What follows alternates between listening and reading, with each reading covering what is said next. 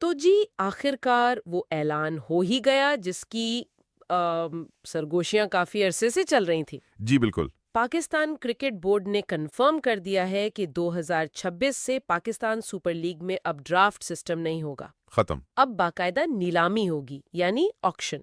بالکل PSL 2.0 کی شروعات کر لیں آپ اسے۔ آج ہم اسی پر بات کریں گے کہ یہ جو تبدیلی ہے یہ پی ایس ایل کا پورا نقشہ کیسے بدل سکتی ہے۔ دیکھیں بظاہر تو 3 بڑی تبدیلیاں ہیں۔ ایک تو یہی آکشن سسٹم، ٹھیک ہے۔ دوسرا ہے ڈائریکٹ سائننگ کا کانسیپٹ، اور تیسرا جو میرے خیال میں سب سے اہم ہے وہ ہے ریٹینشن پالیسی۔ اچھا، یہ ڈائریکٹ سائننگ والی بات تھوڑی اور سمجھائیں۔ اس کا کیا مطلب ہے کہ کوئی ٹیم کسی بڑے ستارے کو منہ مانگی قیمت پر لا سکتی ہے؟ بالکل یہی، اور یہاں سے اصل کھیل شروع ہوتا ہے۔ اب فرنچائزز چاہتی ہیں کہ لیگ کا قد بڑھے۔ ڈائریکٹ سائننگ کا مطلب ہے کہ کوئی بھی ٹیم مچل سٹارک یا پیٹ کمنز جیسے کسی کھلاڑی کو، جو پہلے پی ایس ایل نہیں کھیلا ہو۔ جی شرط یہی ہے کہ وہ پچھلا سیزن نہ کھیلا ہو، تو اسے اتنی بڑی رقم آفر کی جا سکتی ہے کہ وہ انکار ہی نہ کر سکے۔ واہ، یعنی اس سے تو کھلاڑیوں کو بہت پیسہ ملے گا۔ پیسہ بھی ملے گا اور لیگ کی برانڈ ویلیو آسمان پر چلی جائے گی۔ صحیح، یعنی بڑے ناموں کو لانے کی مکمل آزادی۔ لیکن آپ نے ریٹینشن پالیسی کا بھی ذکر کیا جو شاید اس کا دوسرا زیادہ پیچیدہ رخ ہے۔ آپ نے بالکل صحیح پکڑا، یہی اس پالیسی کا سب سے متنازع پہلو ہے۔ مثال کے طور پر لاہور قلندرز کو ہی دیکھ لیں، شاہین آفریدی، فخر زمان اور حارث رؤف، جی تینوں ان کے مین پلیئرز ہیں۔ اور تینوں پلیٹینم کیٹیگری میں ہیں۔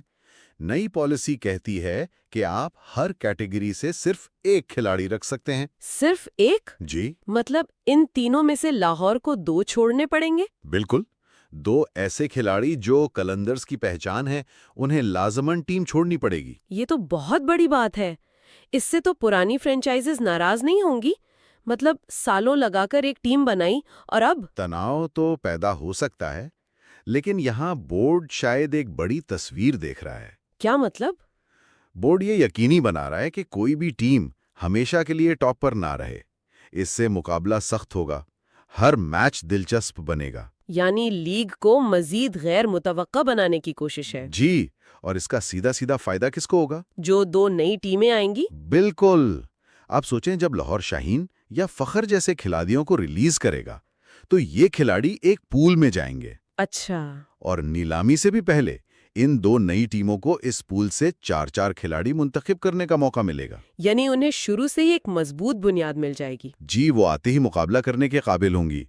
یہ لیگ میں طاقت کا توازن لانے کی ایک بہت ذہین کوشش ہے۔ یہ سب تو ٹھیک ہے، لیکن اس سب میں شائقین کے جذبات کا کیا ہوگا؟ جو فین شاہین آفریدی کو لاہور قلندرز کی روح سمجھتا ہے، اس کے لیے یہ دیکھنا کتنا مشکل ہوگا کہ وہ کل کسی اور ٹیم کے لیے کھیل رہا ہے۔ دیکھیں، یہ فرنچائز کرکٹ کی ایک تلخ حقیقت ہے، اور اب PSL بھی اسی دور میں داخل ہو رہا ہے۔ صحیح۔ کچھ پرانی کمبینیشن تو ٹوٹیں گے، لیکن اس سے لیگ میں ایک نئی توانائی آئے گی۔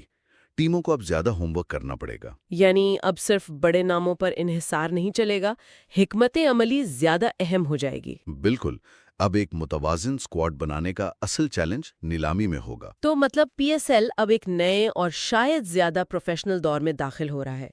لیکن ایک سوال جو میرے ذہن میں آ رہا ہے، جی، جب شاہین جیسا وفادار کھلاڑی ٹیم بدلے گا تو کیا شائقین کی وفاداری بھی کھلاڑی کے ساتھ نئی ٹیم میں چلی جائے گی، یا وہ اپنی پرانی فرنچائز کے ساتھ ہی جڑے رہیں گے؟